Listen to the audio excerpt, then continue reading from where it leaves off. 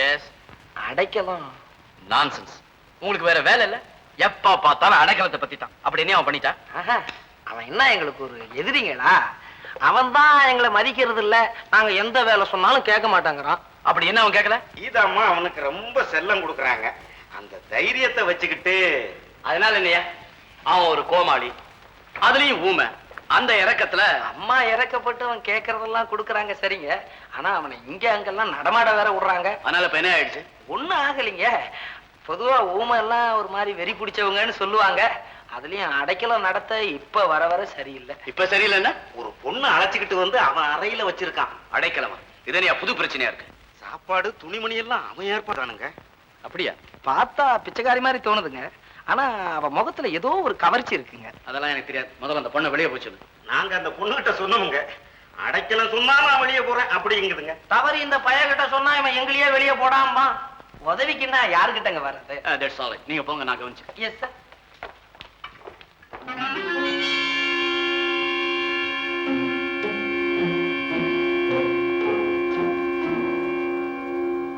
யாரம்மா இங்க? இந்த பைத்தியக்காரன் சொன்னா நம்பி நீங்க வரலாமா? போனா போக மாட்டேங்கிறியான். சரி, வந்து அவன் திட்ட நேரம் எங்கிட்ட எல்லாம் வந்திருக்கணும். உனக்கு என்னெல்லாம் செய்யணும் அதெல்லாம் நான் செஞ்சிருப்பேன்.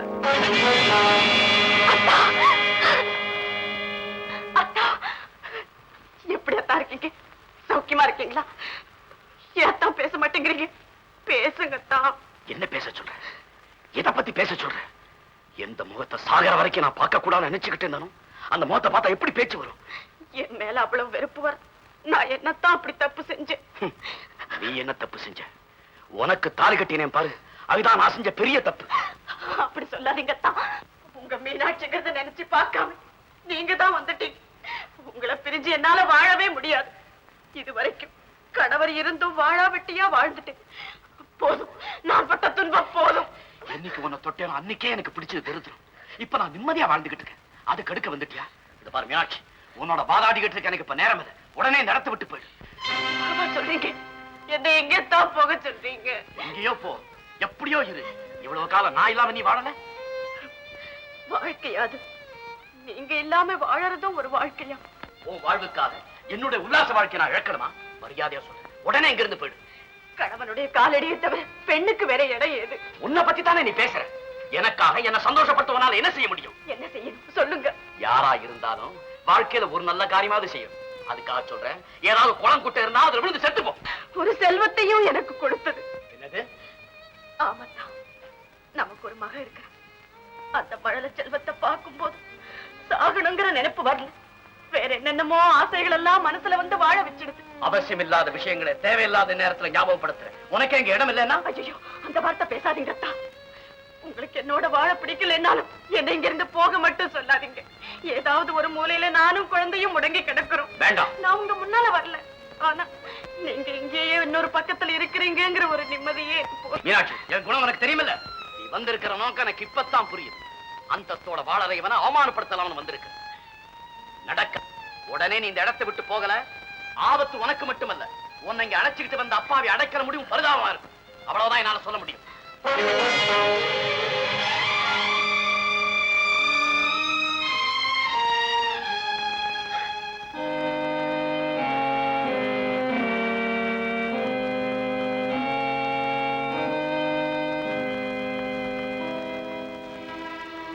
எந்த நம்பிக்கையில இது வரைக்கும் வாழ்ந்துகிட்டு இருந்தேனோ அதெல்லாம் நாசமாயிட்டு.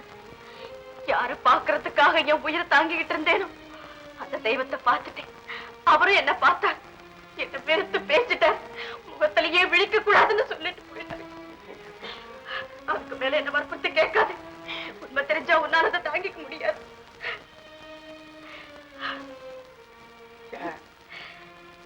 நீ கடவுளுக்கு அடுத்தபடியா மதிக்கிற உன் முதலாளிதான் என் கடவுள்.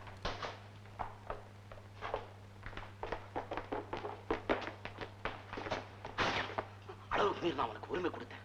மத்தவங்க பார்த்து பொறாமப்படுற அளவுக்கு அன்பு காட்டினேன். அப்புறமா கெடுத்துட்ட நீ. அந்த நாடோடி கழுதை இங்கே கூட்டிட்டு வந்தேன். எங்க போவாங்களோ அவங்க இங்க இருக்க கூடாது. எல்லாம் எனக்கு தெரியும். அதெல்லாம் கடந்து போன விஷயம். அந்த உறவெல்லாம் இப்ப கிடையாதா? இடியட். ஆண்டவன் போட்டு முடிச்சு 6 மாசத்துல போயிடுச்சுடா. இந்த நிமிஷம் அவங்க 2 பேரும் வெளியே அனுப்பு. இல்ல நீ அவங்களோட போய் தொலை.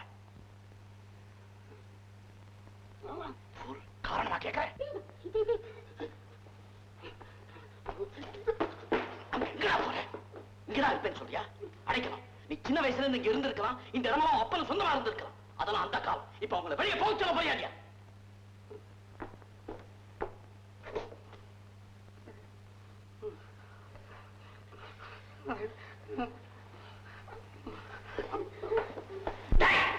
என்ன பெரிய நாக்காது. அவங்க 2 பேரும் இங்க இருந்தா நான் என்ன செய்வேன் எனக்கே தெரியாது. சொன்னபடி செய். என்ன சார், அவங்க பிறந்த நாள் எல்லாம் எனக்கு தடப்படலாம் கொண்டாடின மாதிரி இருக்கு. ஆமாமா, நான் இப்ப கொஞ்சம் உரிடா இருக்கேன். நாளைக்கு பார்க்கலாம். இருப்பா, உனக்கு என்ன கவலை? பணத்தை கொடுத்து எனக்கு என்ன கவலை? நாளைக்கு வான்னு சாதாரணமா சொல்றிய, மனசுல என்ன நினைச்சிட்டு இருக்க? சும்மா கத்தாத மேன். இப்ப தொந்தரவு பண்ணாம போ. ஏன் போகணும்? வாங்கின கடனை திருப்பி கொடுக்க பணம் இல்ல, பொண்டாட்டிக்கு பிறந்த நாள் கொண்டாட்ட வேறையா?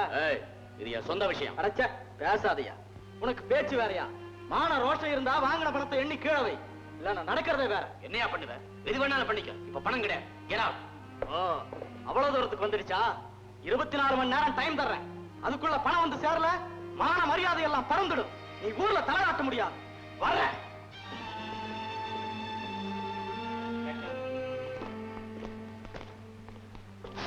என்னப்பா பாடுபாடுன்னு போட்டு போறான்? என்னையா நேரங்காலம் தெரியாம இப்ப வந்து பேசுறேன்? எனக்கு நேரங்காலம் தெரியல. இவனாவது கத்திட்டு போறான். என் பாத்தி அட்டாச்மெண்ட்டுக்கு வழி பண்ணிட்டான். கரெக்ட். என் கணக்கு செட்டில் பண்ணி தலையால அடிச்சுட்டேன். கேட்டியா? நாளை கோர்ட்ல பணம் கட்டலைன்னா சீல் வைக்க ஆள் வந்துடும். ஏதோ பழகின தோஷத்துக்கு முன்னாடி ஓடி வந்து சொல்றேன். இன்னும் ஒரு பொழுது. சும்மா சொல்லல சங்க. கோர்ட் ஆர்டர் இருக்கு.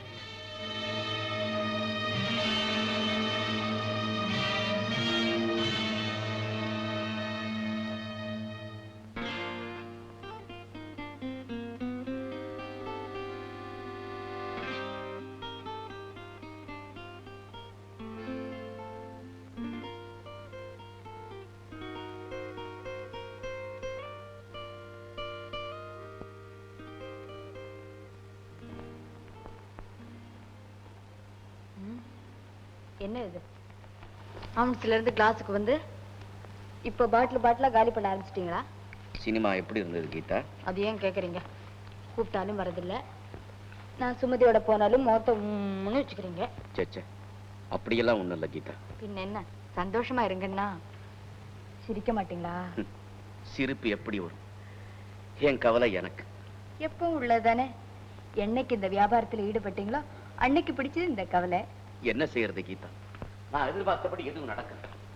போட்ட திட்டம் எல்லாம் மாறி போயிடுச்சு. அதனால தான் அந்த நஷ்டமே வந்தது. திட்டம் போடுற நேரத்திலேயாவது நிதானத்தோட இருந்தா தானே.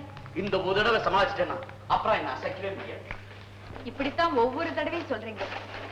ஆரம்பத்திலேயே சொன்னேன், கேட்டீங்களா? அப்பா கிட்ட இருந்து நான் கொண்டு வந்த பணத்துல 50,000 காலி, நகையிலையும் பாதி காலி. அதனால என்ன கீதா? வியாபாரம் விருத்தியானா போன பணத்தை சேர்க்க முடியாதா? வேற நகை நட்டு தான் செய்ய முடியாதா? ஓ, பணம் சேர்க்கலாம், நகை செய்யலாம், வியாபாரம் விருத்தியானா தானே.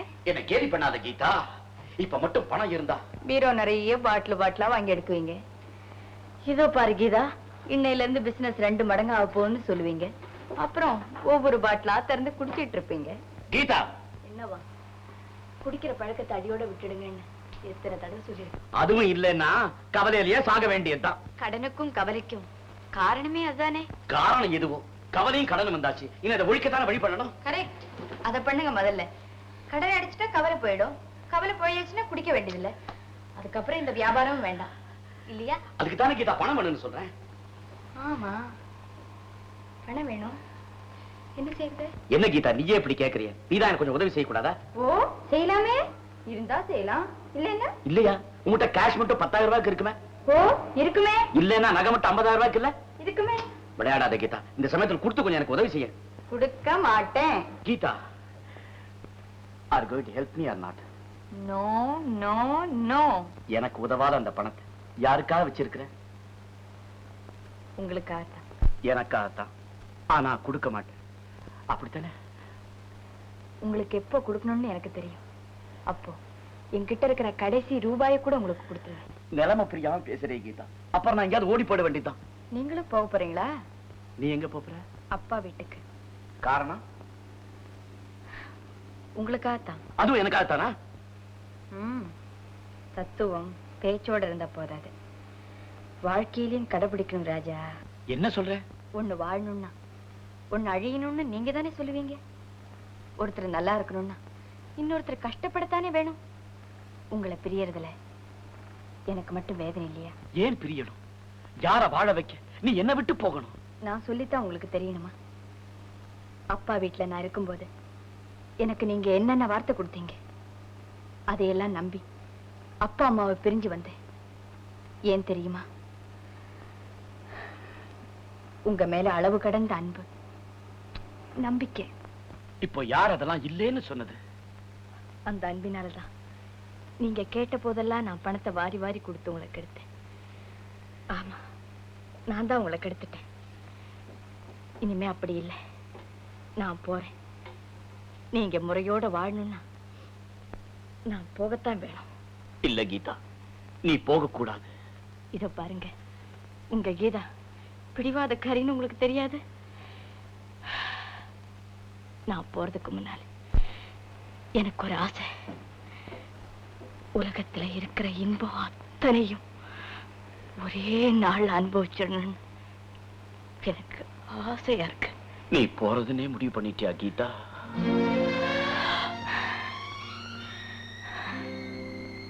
அந்த முடிவை தவிர வேற எந்த நல்ல முடிவும் எனக்கு தெரியல. உங்க கடமையை உணரணும்னா என் கடமை நான் இங்கிருந்து போறதுதான். வேண்டாம் கீதா. பொறுப்பை மறந்து வாழ்ந்தீங்க இதுவரை. பொறுப்பை உணர்ந்து வாழணும் நீங்க. அதுக்கு நான் சந்தர்ப்பம் கொடுக்கிறேன். நான் இருந்தா உங்களால அது முடியாது. நீ நினைக்கிறது தவறு. என்ன பேச விடுங்க. நான் எப்ப பேச போறேன்? ஒண்ணு சொல்றேன், உங்க பார்வையிலிருந்து தான் நான் விலகிறேன். நேர்மையான வாழ்க்கைக்காக எதுவும் தேவைன்னா உங்களுக்காக அதை செய்ய நான் எப்பவும் காத்துட்டு இருப்பேன். கீதா, இன்னைக்கு உன் மனசு சரியில்லை.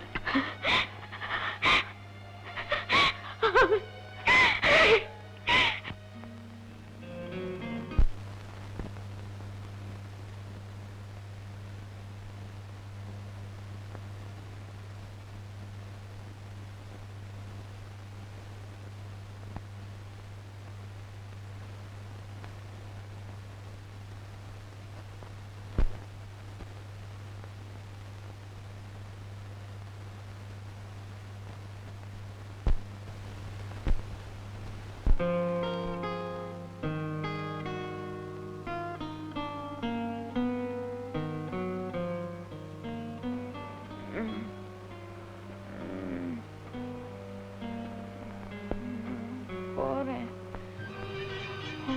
அப்பா வீட்டுக்கு. அவங்க சேர்ந்திருக்கணும்.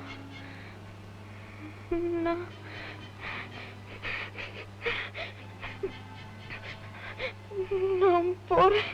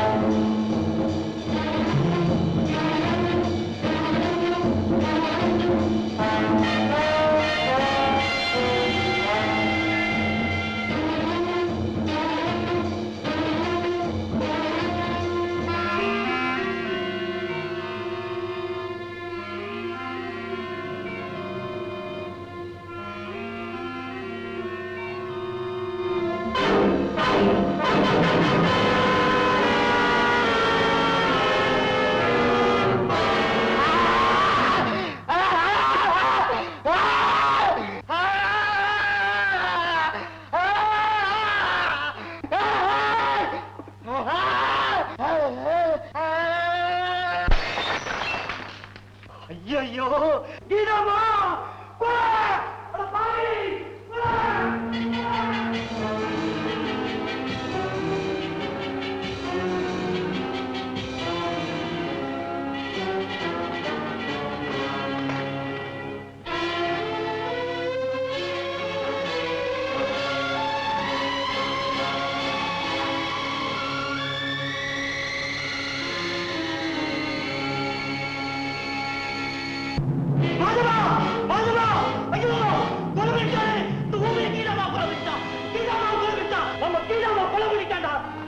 ஐயா அப்பவே சொன்ன கேட்டீங்களா? நீங்க கேட்டீங்களா? இந்த ஊமை பையன் நம்ம கீரமாவை கொலை பண்ணிட்டான். யா கொலை பண்ணிட்டான். என்ன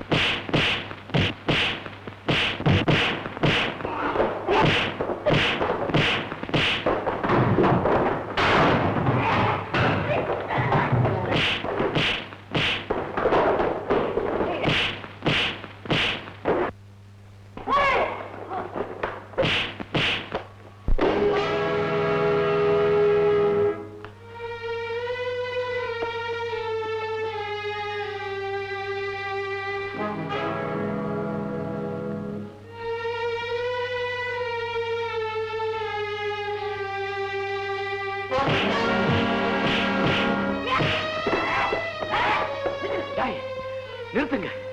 அவனை நீங்க அடிக்காதீங்க.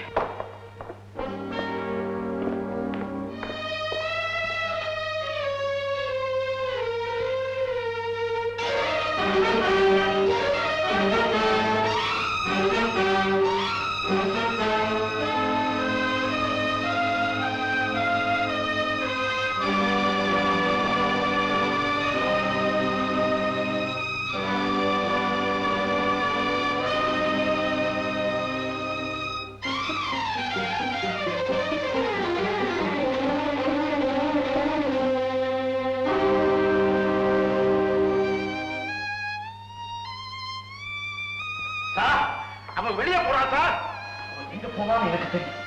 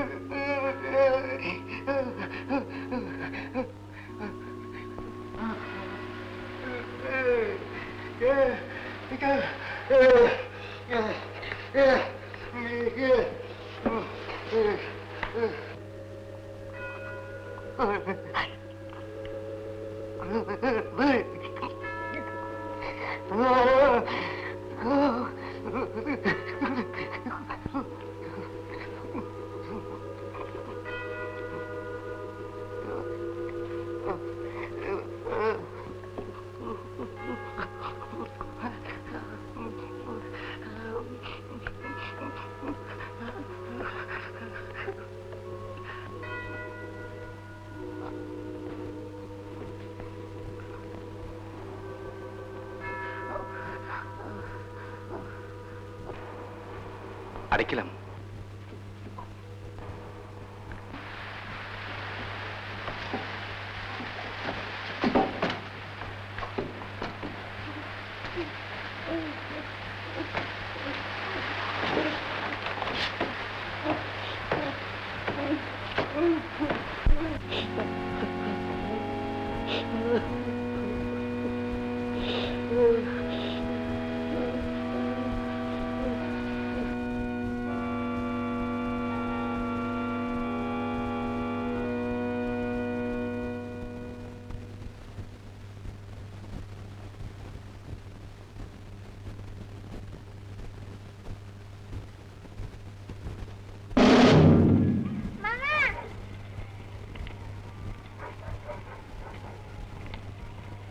தைரியமா போ அடைக்கும். அங்க உன்னால் பேச முடியாது. ஆனா உனக்காக அவர் பேசுவார். நீதிபதியின் இதயத்தோடு பேசுவார். சாட்சிகள் மாறலாம், சத்தியம் மாறாதப்போ. தைரியமா போ.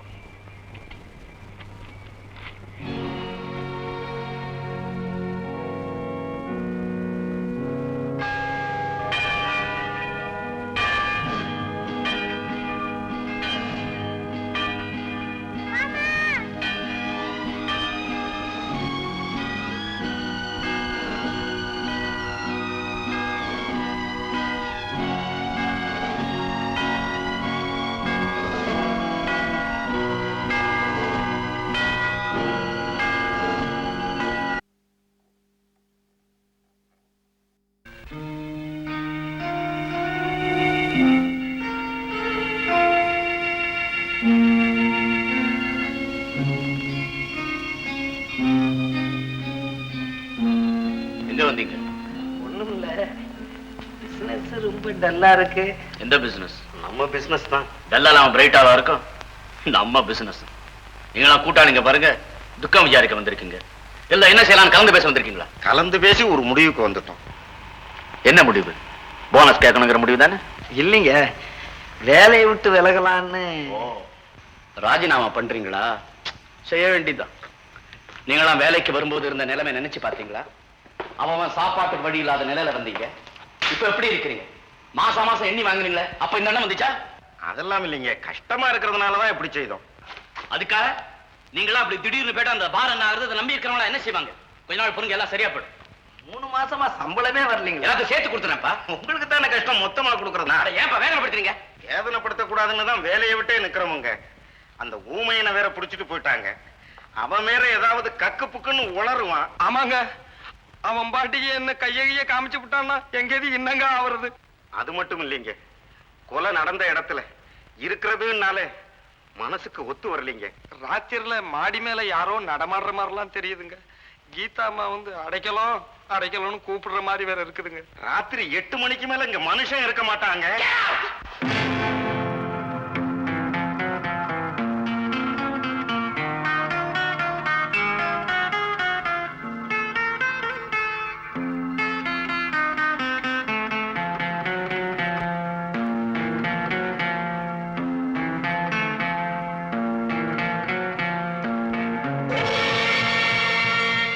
அவன் வேற கக்கு புக்குன்னு ஏதாவது உளறி வைக்க போறான். மாடி மேல யாரோ நடமாடுற மாதிரி சத்தம் வேற கேக்குது. கீதா அம்மா வந்து அடைக்கலம்னு கூப்பிடுற மாதிரிலாம் இருக்குதுங்க. ராத்திரி 8 மணிக்கு மேல இங்க இருக்கிறதுனால பயமா இருக்குங்க.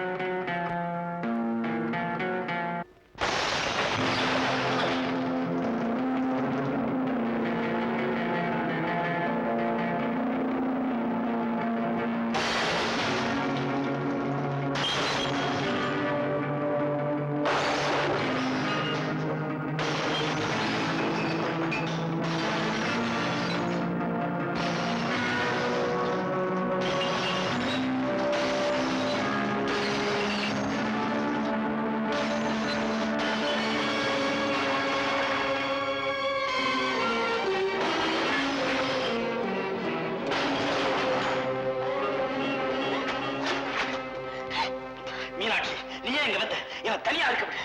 முடியாது. இதே வீட்டுல இருந்தும் உங்க இன்பத்துக்கு நான் குறுக்க வந்ததே இல்லை. ஆனா இப்ப நீங்க மனசொடைஞ்சு போயிருக்கீங்க. உங்களை நான் தனியா விட மாட்டேன். என்னை பத்தி யாரும் கவலைப்பட தேவையில்லை. நான் எப்படி கவலைப்படாம இருக்க முடியும்? எப்பொழுதும் சந்தோஷமாவே வாழ்ந்து பழகிட்டீங்க. உங்களை இந்த நிலையில பார்க்கும்போது என் மனசு கேட்கலையே. திடீர்னு ஏற்படல இந்த நிலை. யார் யாருக்கு என்னென்ன குடும்பங்கள் செய்தேனோ அதுக்கெல்லாம் சேர்த்து அனுபவிக்கிறேன். எனக்காக யாரும் அனுதாபப்பட வேண்டாம். நல்ல காலத்துல பிரிஞ்சிருந்தாலும் புருஷனுடைய கஷ்ட காலத்துல மட்டும் மனைவி பிரியவே கூடாது. இன்பத்துக்கு வருவாங்க எத்தனையோ பேர், துன்பத்துக்கும் துணையா நிக்கிறவதா மனைவி. மனைவி உன் வாழ்க்கையை பாழாக்கினவன், உன் அடிச்சு துன்புறுத்தினவன், கொடுமைக்குமே கொடுமைப்படுத்தினவன். இத்தனைக்கும் பிறகா நீ சொல்ற எனக்கு மனைவி இல்லை? நம்ப மாட்டீங்க. அர்த்தமில்லாத வரவு இருக்கலாம். என்னைக்கு நீங்க தொட்டு தாலி கட்டினீங்களோ அன்னைக்கே ஏற்பட்டது இந்த பிணை. மீனாட்சி என்ன குழப்ப இல்ல, குழப்பத்தை தெரிய வைக்கிறேன். அது உங்க மனசாட்சிக்கே தெரியும். நான் தோல்வியே காணாதவன். தவறான பாதையில போனவங்க தன்னை உணர்ந்து சரியான பாதையில போறது தோல்விக்கு அடையாளமா? காலம் கடந்த போதனை இந்த உலகமே என்னை வெறுத்துடுச்சு. நானும் நீயோட வெறுக்கிறேன். அத்தான் நான் உங்களை வெறுக்கலையே. அது இந்த நாட்டு பெண்கள் தலையெழுத்து. புருஷன் அடிக்கிறான், கொடுமைப்படுத்துறான், அவ்வளவையும் தாங்கிக்கிறான். அவன் திருந்தும் போது அவனை சாதாரணமா மன்னிச்சு என்னைக்கு நீதான் என் கணவன் சொல்லி ஏத்துக்கிறா பாரு. ஐயோ, அது வரைக்கும் கேவலமா மதிக்கப்பட்ட அந்த பெண் அப்போ தெய்வம் ஆயிடுறான். என்ன செய்தாலும் தான் ஆண் பிள்ளைன்னு சொல்லி பெருமையோடு இருந்தவன் சேச்ச மனிதன்லயும் கேவலமா மதிக்கப்பட்டு ஒரு துரும்பா தூசிக்கு சமமாயிடும். எனக்கு அந்த தோல்வி வேண்டாம். அந்த கேவலமா நிலைமை எனக்கு வேண்டாம். என் தவறுகளை மறந்து நீ என்ன மன்னிக்கவும் வேண்டாம். தவறு ஒண்ணும் செய்யலையே நீங்க. நான் தவறு செய்யல. துணிஞ்சு எவ்வளவு பெரிய போய் சொல்றேன். நீங்களே தவறு செய்ததாக சொன்னால் என் மனசு ஒப்புக்கொள்ளாது. ஏன் கொடியவனா இருந்தாலும் கணவனை விட்டு கொடுத்து பேசக்கூடாது. அப்படித்தானே கணவன் தன்னை விட்டு விலக கூடாதுங்கிற சுயநலம். நிச்சயமா சுயநலம் தான். எனக்கு மட்டும் இல்ல, சுமங்கலியான எந்த பெண்ணுக்கும் உண்டு சுயநலம். சுயநலத்துக்காக மன்னிச்சு வெளி உலகத்துக்கு பெண் தியாகியா, அன்பின் சிகரமா, பொறுமையின் பொக்கிஷமா காட்சி அளிக்கிறான். அந்த பருவி எனக்கு தேவையில்லை. புதுசா நான் ஒண்ணும் பரிவு காட்டலத்தான். எல்லாரையும் போலதான் நானும் துன்பத்தை சகிச்சுக்கிட்டு இருந்தேன், பொறுமையோட இருந்தேன். பொறுமைக்கு ஒரு எல்லை உண்டு. மத்தவங்கள போல நீ விலகிடு, என தனியா இருக்க. பெண்களின் பொறுமைக்கு எல்லையே கிடையாது. கஷ்டத்தை அனுபவிக்க பிறந்தவதான் பொண்ணுன்னு சொல்றியா? அதையே பெருமையாக நினைக்கக்கூடிய பக்குவம் உள்ளவதான் பெண்ணுன்னு சொல்றேன். காரணம் தியாக உணர்ச்சி இல்லை, உயிருடன் கலந்துட்ட பாச உணர்ச்சி. அவர்தானேங்கிற உரிமை. அதனாலதான் கணவன் என்ன குற்றம் செய்து மனைவிக்கு குற்றமாகவே படுறதில்லை. துக்கத்தை கொடுக்கிற புருஷனை சுகத்தையும் கொடுப்பாருங்கிறத உணரக்கூடிய சக்தி பெண்ணுக்கு மட்டும்தான் உண்டு. சக்தி அல்லது நாளைக்கு கிடைக்கும் எதிர்பார்த்து காத்து கிடக்கிற பலவீனம். பெண் தானே, அவன் நம்பிக்கையில தானே வாழ வேண்டியது இருக்கு. ஆனா துன்பத்தை கொடுக்கிற தெய்வம் இன்பத்தை கொடுக்கலையா? சோதனை கொடுக்கிற கடவுள் அதை தாங்கக்கூடிய சக்தியையும் சேர்த்துதானே கொடுக்கிறார். அவர் கடவுள். அதனாலதான் கணவனை பெண் தெய்வமா மதிக்கிறான். தெய்வமா மதிக்கிற என்ன நீ மன்னிக்கிறியே, அது எனக்கு தோல்வி இல்லையா? யார் யார மன்னிக்கிறது? நான் தப்பு செஞ்சேன், நீங்க என்ன மன்னிக்க மாட்டீங்களா? நீ ஒரு தவறு செய்யலையே மீனாட்சி. நானா தவறு செய்யாதவ? நீங்க விரும்பின வாழ்க்கையை கொடுக்க முடியாதது என் தவறு இல்லையா? இல்ல. என் மேல வெறுப்பு ஏற்பட்டு பிரிஞ்சு போற அளவுக்கு காரணமா இருந்தது என் தவறு இல்லையா? இல்ல மீனாட்சி, இல்ல. இங்க வந்து சந்திச்ச பிறகு நீங்க வரம்பு மீறி குடிச்சதையும் வரமுறை இல்லாத வாழ்க்கை நடத்துறதையும் பார்த்துக்கிட்டு தடுக்க முடியாம அடங்கி கிடந்தேனே, அது என் தவறு இல்லையா? இல்ல இல்ல, நான் செய்த குற்றத்தெல்லாம் உன் மேல போட்டு என்ன மன்னிக்கிற மீனாட்சி, மன்னிக்கிறேன்.